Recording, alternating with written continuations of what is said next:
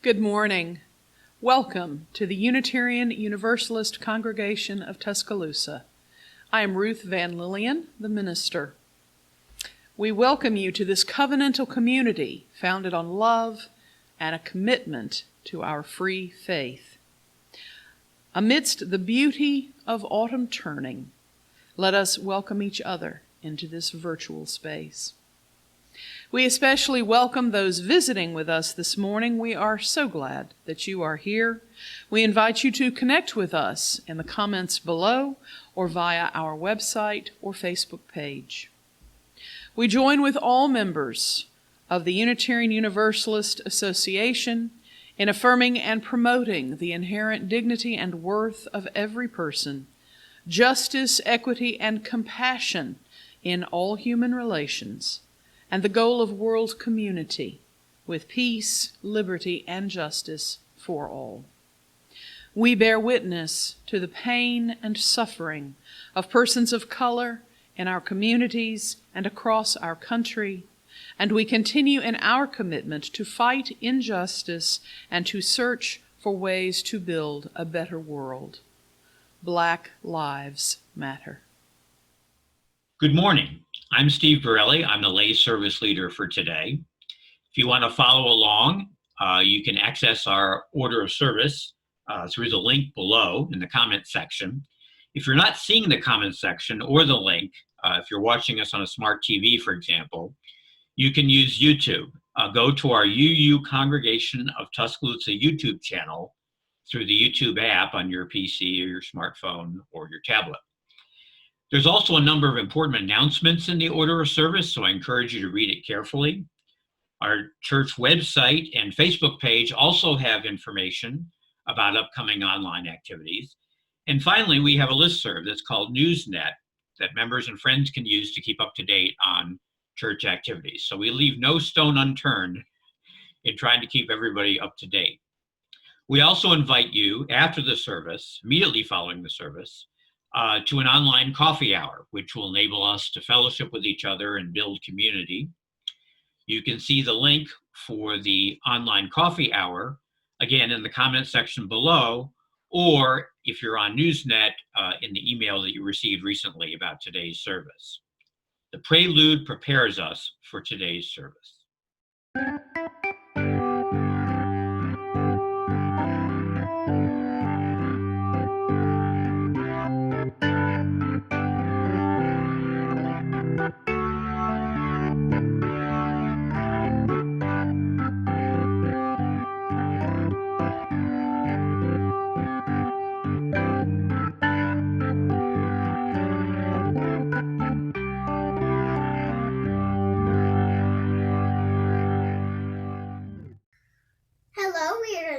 Good morning, we are Tuscaloosa, and we are lighting this morning chalice. We light the chalice at the beginning of worship to set apart the space for worship, and we invite you at home to light a candle, light a chalice, burn some incense, spray some air freshener, whatever you need to do to set apart this time at home for worship with your community. We light this chalice as a beacon of our faith and as a reminder of our commitment to a free and responsible search for truth and meaning. We worship together by celebrating that which is sacred to us individually and collectively.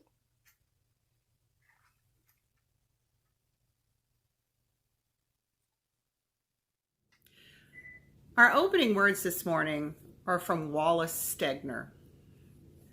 That old September feeling left over from school days, of summer passing, vacations nearly done, obligations gathering, books and football in the air, another fall, another turned page.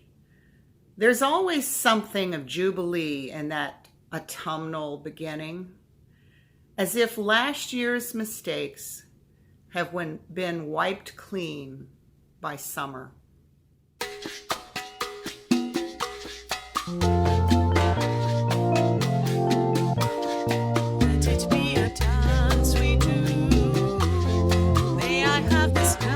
With you through the good times and the bad times too.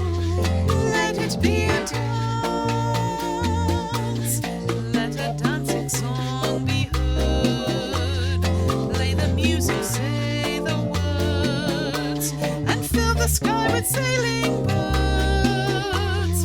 Let it be a dance, let it be a dance, let it be a dance. Learn to follow, learn to lead.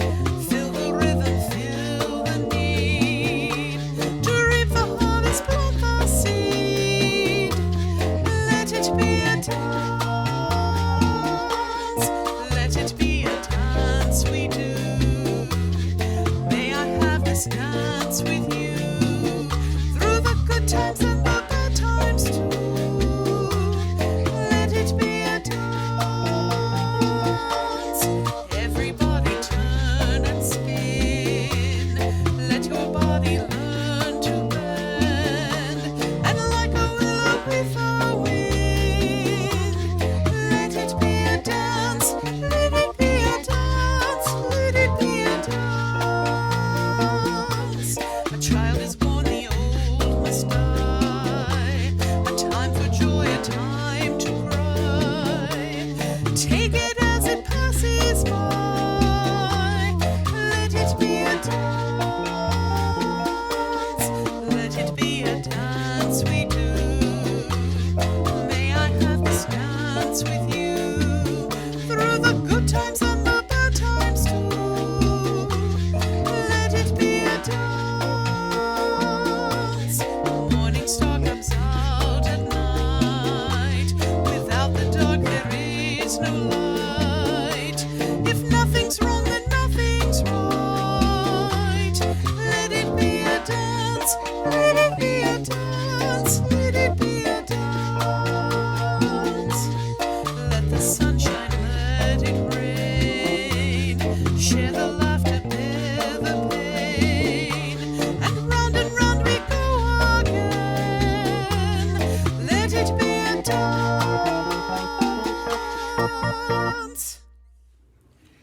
When we gather in loving community, we remember that we do not travel this earth alone. We share our lives as we light candles and hold each other in meditative thought and reverence.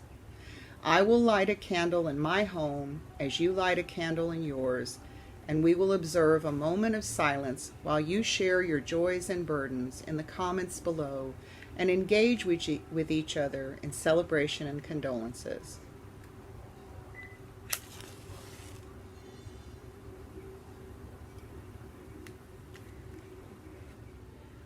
I will now light a final candle for all those burdens and celebrations shared in our virtual spaces and for those that went unspoken. May the warm light of these flames bring us peace.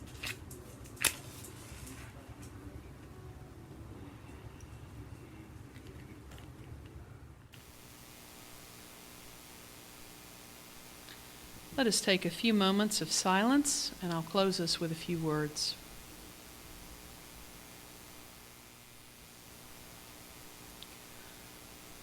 Our universe is so enormous. It is easy to feel small. And the crises of life can seem so enormous. It is easy to feel overwhelmed. The challenges of our daily lives can seem insurmountable, and it is easy to feel helpless. In times such as these, let us cling to the truth. We are not alone. We have one another. We are part of a community. We are together. Amen. Shalom. Blessed be. Hi, everyone. Today's story for all ages is called Brave the Beaver Has the Worrywarts. The Beaver family recently moved into a new lodge. Brave the Beaver loved living next to a larger pond. But moving meant leaving his school and friends behind. Going to a new school felt scary, Brave wasn't feeling brave at all. What if no one wants to eat lunch with me? What if I trip on my silly webbed feet? Worries filled Brave's thoughts. His heart beat faster and his stomach ached. Then the tears came and the worry warts started popping up. Pop, pop, pop. Oh no, not the worry warts. Brave tried to get some sleep, but when the worries wouldn't leave, he chanted, "Worries, worries, go away. I won't listen if you stay. Breathe in courage, breathe out fear. Worries, you're not welcome here." He took a deep breath in and out, smiled, and then peacefully fell asleep. When morning came, new worries came with it. What if the teacher calls on me and I don't know the answer? What if others make fun of my flat, floppy tail? Pop! It was hard for Brave to eat breakfast with an upset stomach. Brave's heart raced and more warts popped up when he saw how many students were in his new class. Pop, pop. To keep from crying, Brave thought to himself, "Worries, worries, go away. I won't listen if you stay. Breathe in courage. Breathe out fear. Worries, you're not welcome here." He took a deep breath and his heart rate slowed. He quickly took his seat between Punk the skunk and Quillum the porcupine. Then one of his worries came true. "Brave," said his teacher, "what do spiders eat?" Spiders, yuck! Brave shivered. His heart raced again and his face felt hot. His mind went blank and he couldn't respond. Pop, pop. Everyone's gonna make fun of me, Brave thought. But they didn't. The teacher simply called on someone else. Phew, that wasn't so bad, Brave thought. While eating lunch by himself, Brave looked over and saw Tim the turtle eating alone too. He must feel lonely like me. I should go eat with him. But what if he doesn't want me to? Pop, what if he makes fun of my worry warts? To gain courage, Brave mumbled to himself, "Worries, worries, go away. I won't listen if you stay. Breathe in courage. Breathe out fear. Worries, you're not welcome here." Brave inhaled some courage and walked over to Tim. And guess what? Tim did not make fun of his worry warts. Instead, Tim smiled and offered Brave a seat. At recess, Brave wanted to ask to play with someone, but who? Brave didn't have long to think about it. He heard a loud yelp and a splash coming from the pond. "Help!" Klutz the cat cried. Brave scurried to the pond, took a deep breath of courage, and dove in. Using his fast feet and trusty tail, he sped through the water as only a beaver could. He grabbed Klutz and pulled him safely to shore. Brave's new friends cheered and lifted him up. Yay! And Brave's worry warts were gone, every last lumpy spot. As his friends cheered, Brave thought to himself, "Breathe in courage, breathe out fear. Just like my name, I'm brave, it's clear. My worry warts are gone, hooray! I choose bravery today." Was it the water or his bravery that had washed the worry warts away? It didn't matter. Brave had saved Klutz, and no worry in the world could take that good feeling away. Thank you for being with us for today's children's story. Looking forward to our next time.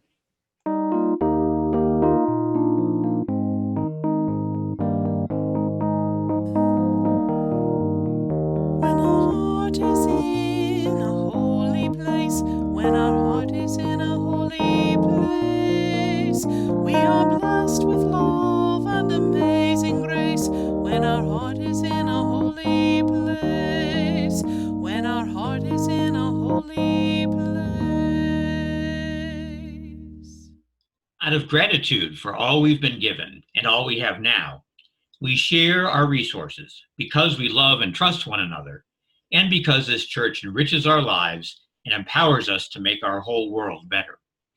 We rely upon each other, members and friends, and we appreciate the payment of pledges and generous donations to support the legacy, vision, and work of this church community. Contributions may be made through PayPal by using the link below in the description, or by mailing checks to UUCT. All undesignated contributions will be divided between our Split the Plate partner and our congregation. Our Split the Plate partner for this month is shown on the screen as you're listening to this. Please mark your pledge payment to UUCT in the comments field on PayPal or the memo line of your check. If you prefer to write a check directly to our partner organization, please mail it directly to the address we include in the description of this video. The offertory music will continue in this window as you open a new window to make your contributions.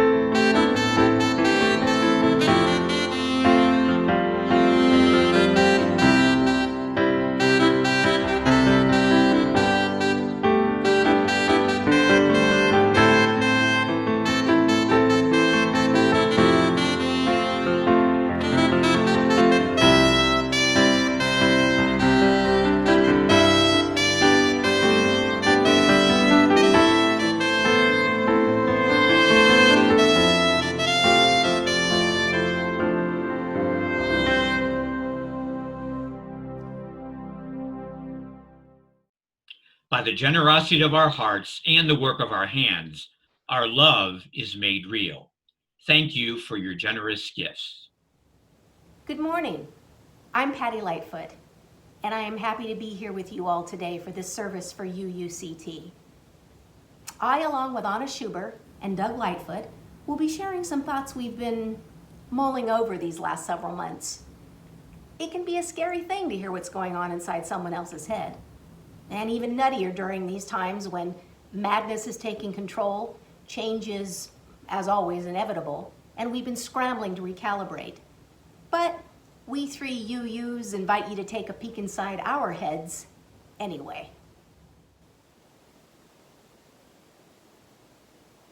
Looking out the window right now, I caught myself thinking, does that cardinal know about COVID? How about that hummingbird? I wish I was a bird. Maybe in my next life. I'll want my person to clean out that hummingbird feeder a little more often, though. The leaves are turning. Are they affected by the pandemic? I mean, I know the environment's been affected by quarantine, less people driving, shut down factories, and businesses spewing less pollution. Can the birds feel it? No, life has never stayed the same. Change is inevitable. That was the core message of the high school graduation speech I gave with my best friend Allison Gendro at Bonita High School in 1984. But the last 7 months have been a doozy. I mean, talk about change. Do birds feel guilt? I've been having pandemic guilt. Big time. It's a real thing. A form of survivor's guilt. If anyone's going to find a way to feel guilty, it's this gal. A good Catholic upbringing took care of that. And when I'm thinking about the negative impact of COVID on others, having a clean, safe place to shelter with my family, feeling like I'm not being productive enough, or that I've wasted quarantine time, it all makes me feel crummy. I mean, I know folks who have lost income for the basics. I know people who are trying to balance childcare and work and feeling failure every day. There are people recovering from COVID and feeling sick and weak months later. And people who have succumbed to the virus. This is just my little bubble, a tiny percentage of people compared to the whole rest of the world suffering. So, I've been reading about ways to navigate the feelings of pandemic guilt in a positive way, as my counseling training has taught me to do. And like I thought, many of the suggestions involve thinking about others. But before reaching out to others, it is important when coming to terms with feelings of any kind of guilt, pandemic guilt too, that a person cultivates some self-awareness. Naming feelings and reminding myself that everyone deserves health, contentment, and safety, and avoiding comparing my experience to the experience of others. Comparing. Comparison can lead to all sorts of negative vibes. Stress, anxiety, guilt, shame, sadness, to name a few. The famous shame researcher, Brene Brown, likes to use Teddy Roosevelt's quote, "Comparison is the thief of joy." I have found comparing my situation to others just does not usually bring clarity or truth to the situation. I wonder if birds compare themselves to other birds. Dang, look at those feathers. I bet they attract tons of the ladybirds. Maybe not. I am learning through some of this self-reflection. I've discovered that when pangs of guilt about my health and relative economic security start to creep in, having a gratitude script helps. Something like, I deserve to be happy, I'm grateful for my position, my positive position, and I am thankful that I have the energy to use my health and positive position for good. The ability to replace guilt with gratitude and service is made easier to practice after some self-reflection, and I know for sure that gratitude and service are two strong ways to alleviate any kind of guilt. So I'm donating monetarily what I can to various organizations that I believe do the most good for the most people. I'm volunteering, shopping, and doing yard work for neighbors, giving food to food banks, writing letters or notes to folks, and doing mental check-ins with friends and family. I'm trying very hard to keep feelings of guilt at bay with positive actions. You know, despite social distancing, we are not alone. Now more than ever, it's important to invest in social relationships that, lift you up. Maybe I'll make a list of 1 or 2 people I want to text or video chat with in the next 2 weeks. I'll mark a time and I'll treat it like a commitment, like a work meeting. Work. I miss working at the gymnastics gym. Before the pandemic, I worked there part-time for almost 4 years.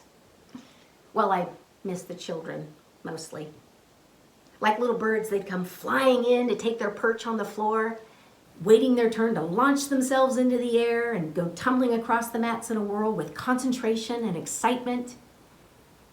They made me laugh and feel joyful. It's probably a good thing to maintain a routine, even though the pandemic has made it not possible to work at the gym. I know routines are important during this time, though difficult to maintain. I still have a morning routine: lemon water, coffee, feed the birds, go for a run or a long walk. This has been really helpful during this quarantine. Staying connected with folks, maintaining routines, and healthy distractions are all important in these uncertain times. Healthy distractions, not news and media. I think it is very important to be engaged and stay informed, but it is also important to practice a daily news or media cleanse, if you will. One common practice I read about is to not engage with any media for the first 30 minutes each day. This can be very difficult with our little mini computers, aka our phones, easily accessed from the time we awaken. But I have to try to practice this, otherwise my family can hear me yelling, "Serenity now!" George Costanza style, from anywhere in the house anytime the news is on. Some healthy distractions I'm trying to engage in are painting, cooking, listening to podcasts or music, binge watching a favorite series, currently West Wing, dancing, usually in my kitchen or out in my yard, which is probably very entertaining for my neighbors. I tell you, it's a good thing I can still laugh, especially during these crazy times. Isn't it funny how we can experience pain and tragedy and joy and laughter at the same time? Thank goodness. Brene Brown says, "Why and how we laugh isn't fully figure-outable." That's a quote.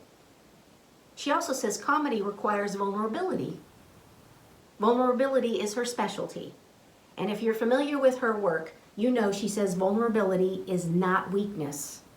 It is emotional risk and exposure, and is our most accurate measure of courage. If it were a wine pairing, it sounds as if it would go well with pandemic. But humor during pandemic time? Too soon? Is it appropriate to find humor when so many are suffering? I imagine it would depend on the source or delivery or the essence of it. Humor is pretty much a necessity for me, like air. It was a survival tactic growing up. With all the dysfunction, there was humor, sometimes very dark humor. My friend Allison describes my humor as edgy. A whole psychology dissertation could be written about that, I'm sure. I read a recent quote from David Morgan, who's in the Religious Studies Department at Duke University, in regards to these pandemic times.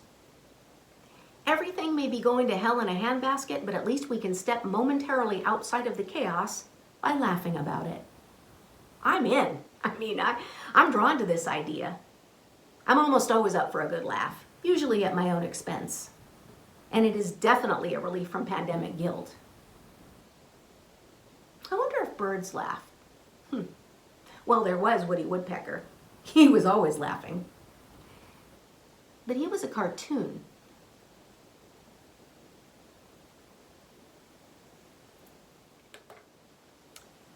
Feeling the way through the high-stakes obstacle course of 2020. Life is full of unknowns. That's the nature of our lot, and we all mostly understand this, no matter what direction we are headed in.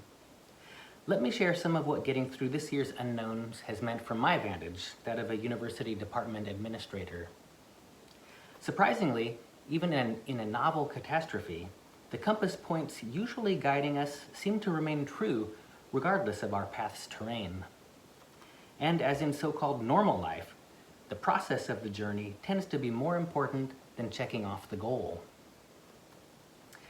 The process for me has to include our UU principles, including the second one, equity and compassion in human relations. You keep these thoughts in mind as you pause, assess, and take it one at a time. So the context of my situation was being the head of the second largest department in the largest college at the University of Alabama. That's around 100 personnel. Unexpected twists and emergencies come up every year.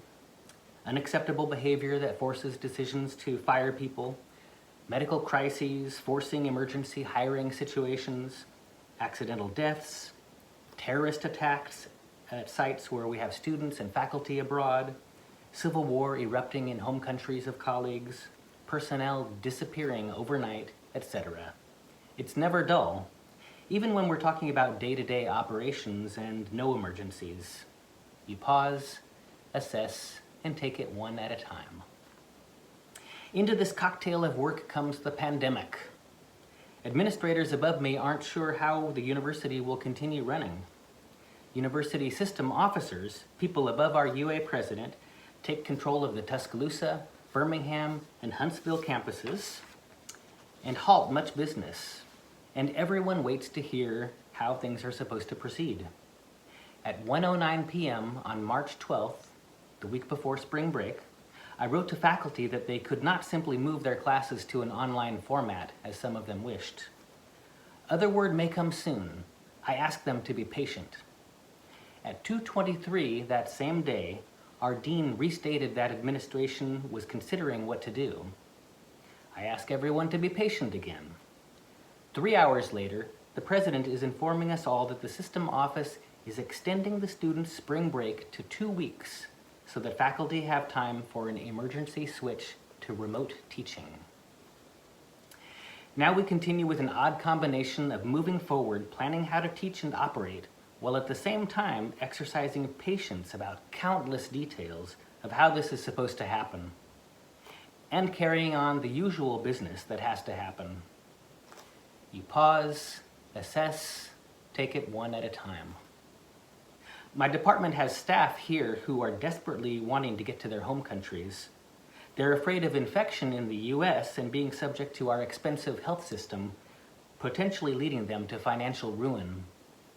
My department has American citizens abroad, more or less trapped in different countries due to travel bans and flight cancellations. What will happen with these people? The White House's lack of a coordinated response leads to months of different federal agencies providing conflicting information, throwing summer and fall class staffing into chaos. I have to tell one teaching assistant that she's not expected to be able to come back to the United States, so I will have to take away her tuition support and her stipend, and she'll have to figure out how she will continue or not in the days ahead. As I'm sending out countless messages, providing updates and assurances, while at the same time asking for patience for many details and instructions, it's a strange feeling that I'm playing an integral part in shaping the work reality that our department is perceiving.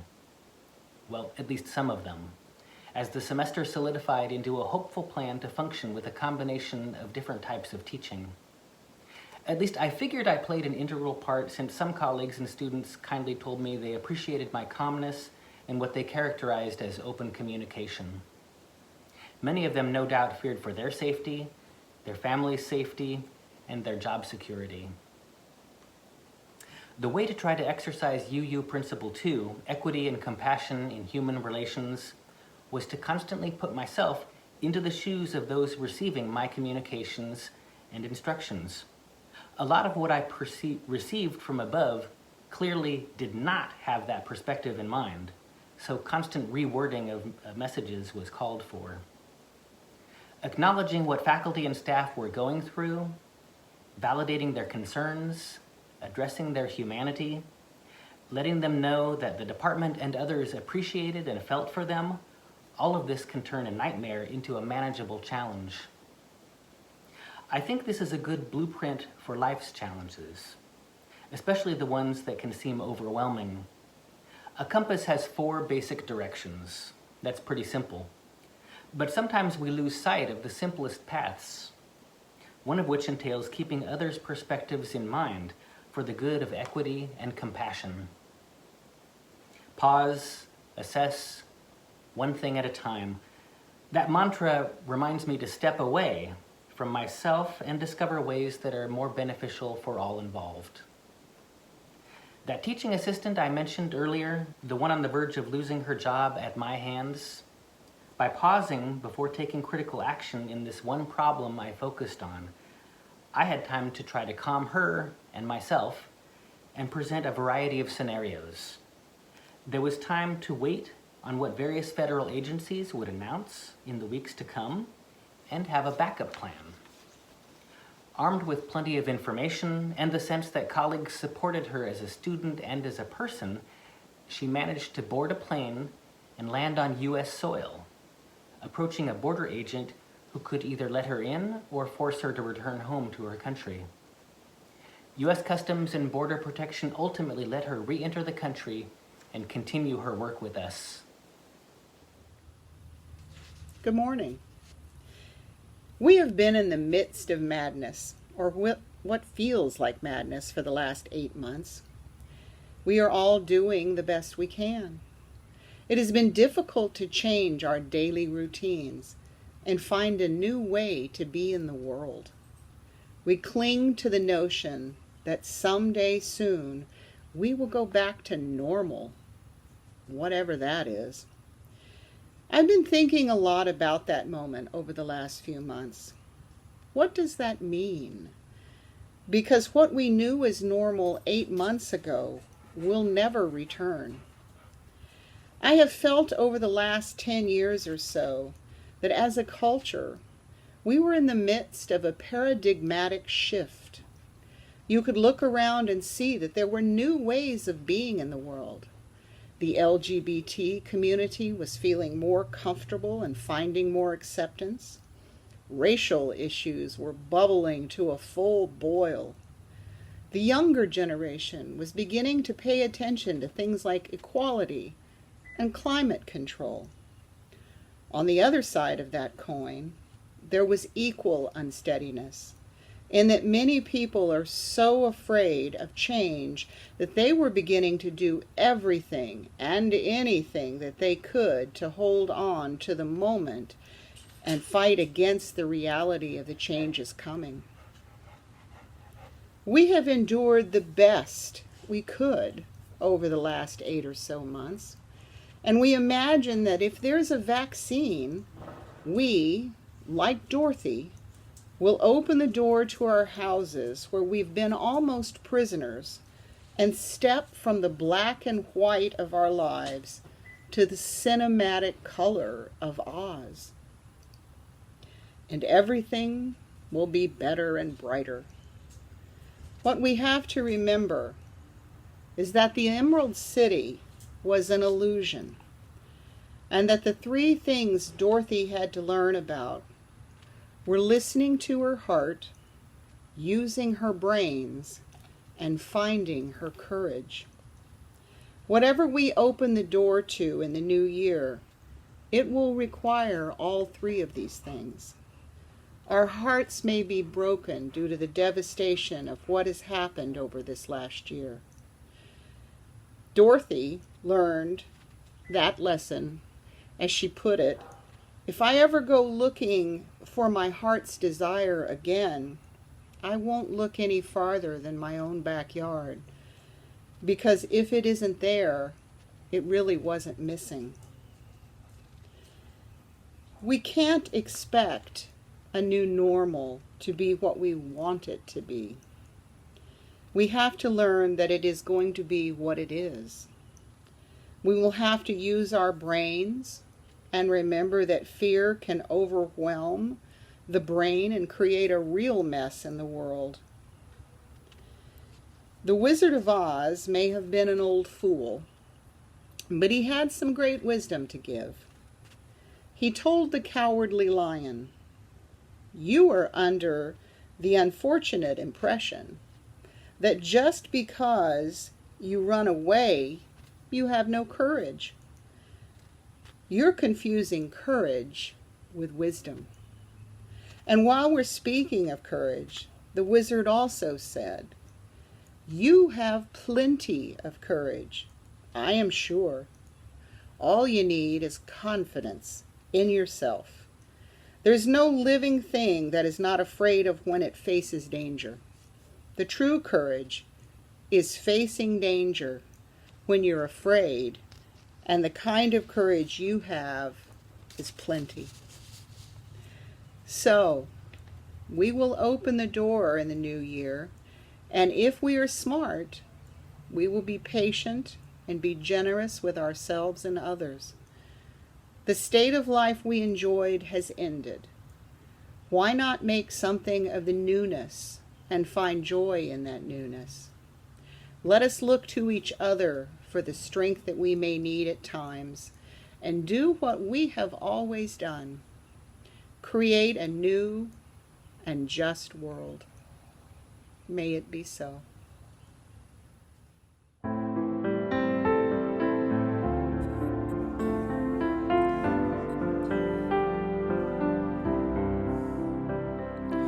Spirit of life, come unto me. Sing in my heart of the stirrings of compassion, blowing the wind, rise in the sea, move in the hand, giving life the shape of justice. Roots wholly close, wings safely free. Spirit of life, come to me, come to me.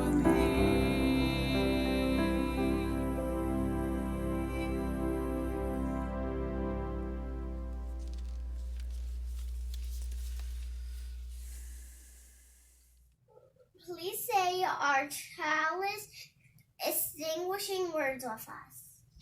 As we extinguish this chalice flame, let us remember that we carry the light within ourselves, which brings healing to a broken world and hope for the days ahead. Our final words are from the lyrics to a song titled Starting Over Again by Israel Kamakaviaoli. Starting all over again is going to be rough for us, but we're going to make it. Starting all over as friends is going to be tough, but we got to face it. We lost what we had, that what hurts us so bad, set us back 1,000 years, but we're going to make it. Though I know it's going to be tough to erase the hurts and fears, starting all over again is going to be hard. Starting all over again is going to be slow, but we both know we're going to make it. We got to take life as it comes, never fuss about it, what's right or wrong. It's an uphill climb to the finish line. We're going to try. We're going to try just one more time.